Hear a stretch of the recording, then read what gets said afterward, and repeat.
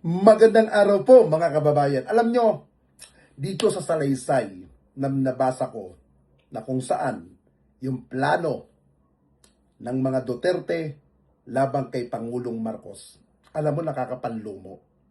Dahil lamang sa kakapiranggot at pangsamantalang kapangyarihan ay gusto nilang gawin itong bagay na ito para lamang pabagsakin ang gobyerno ng kasalukuyan. Kaya alam niyo po mga kababayan, hindi ako magtataka kung bakit ang dami nilang kinukuhang mga troll, kung bakit ang dami nilang kinukuhang mga tao para ipagtanggol at idepensa si Vice President Sara Duterte sa social media. At lalong pasamain ang gobyernong ito. Kung itong sinasabi ni Madriaga na gusto nilang pabagsakin si Pangulong Marcos, gusto nilang ipapatay, alam nyo, nakakatakot ang ganitong bagay na ang papalit ay masahol pa sa sinasabi nilang diktador na si dating Pangulong Marcos na senior. Mas malala pa pala itong taong mga ito kung gagawin nila sa kasalukuyang gobyerno. Alam niyo po, nakakalungkot dahil ang akala natin away politikang simple lamang dahil sa kapangyarihan, pero wag naman sanang dumating sa panahon na maging mangyari ito. Hindi na tayo dapat magulat, ngunit dapat tayong masuklam ang lumabas na salaysay o sulat ni Ramil Madriaga, ang dating aso at tagahawak ng maduming pera ni BP Sara Duterte, ay isang malinaw na patunay na ang pamilya Duterte ay hindi mga lingkod bayan, kundi mga sugapa sa kapangyarihan na tila may mga sakit na withdrawal syndrome. Ngayon, wala na sila sa sentro ng kontrol.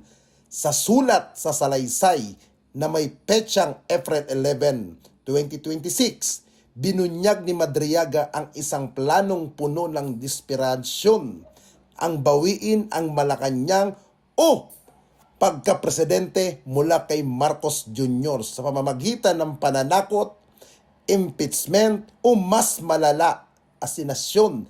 Ganito ba talaga kababa ang tingin nila sa ating demokrasya na kapag hindi sila ang masusunod ay handa nilang dumanak ang dugo at gumuho ang ekonomiya?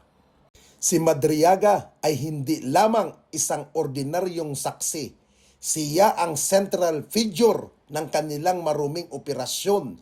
Bilang dating bagman, alam niya kung saan nakatago ang mga kalansay na aparador ng mga Duterte. Ang kanyang testimonya ay parang lason na unti-unting uubos sa kredibilidad ng isang pamilyang sanay maghari-harian. Hindi makakaila ang importansya ni Madriaga. Siya ang buhay na pruweba na ang mga Duterte ay may sariling batas malayo sa konstitusyon sinumpaan nilang protektahan. Sa panahon na parang tumigil si BP Sara Duterte sa pag-arte na para siyang biktima, dapat siyang kusa at obligadong dumalo sa hearing ng House Committee on Justice. Huwag sana siyang magtago sa likod ng mga mabulaklak na salita o mga serye sa social media. Harapin niya ang mga paratang na ito ng mata sa mata. Ang hindi niya pagharap sa pag-amin na ang kanyang kampo ay tunay na sabik sa kapangyarihan at uhaw sa kaban ng bayan. Nakakasuka ang katotohanan. Kung ang salaysay ni Madriaga ay mapapatunayan, ibig sabihin ang mga Duterte ay tunay na parusa sa Pilipinas. Sila ang mga anay na sumisira sa pundasyon ng ating gobyerno. Hindi serbisyo ang habol nila, kundi ang walang limitasyon, akses sa kaban ng bayan at ang proteksyon para sa kanilang mga sariling interes. Ang planong malintikan si PBBM ay patunay lamang na wala silang respeto sa konstitusyon. Ang tanging sinasamba nila ay ang kanilang sariling mga pangalan. Huwag tayong padadala sa kanilang mga drama at pananakot. Ang bawat Pilipino ay dapat maging mapagmatyag. Ang lihim ni Madriaga ay hindi lamang piraso ng papel ito. Ito ay salamin ng kabulukan ng isang destinasiyang ayaw bumitaw sa pwesto at lango sa posisyon at power sa politika. Ang mga Duterte ay sabik, hayok at sugapa sa kapangyarihan. Karapatan natin malaman ang buong katotohanan at siguraduhin ang mga taong nagtatangka at katatagan ng ating bansa ay pagbabayarin. Panahon na upang wakasan ang kulto ng ng takot at unahin ang kapakanan ng inang bayan laban sa mga ganid. Kaya po, mga kababayan, ang sabi ko nga, napakahalaga yung tayo'y nagsasama-samang ipanalangin si Pangulong Marcos.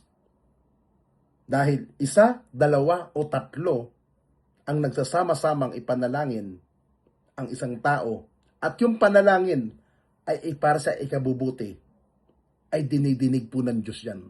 Kaya po, huwag tayong magsawang sumuporta sa gobyerno ni Pangulong Marcos.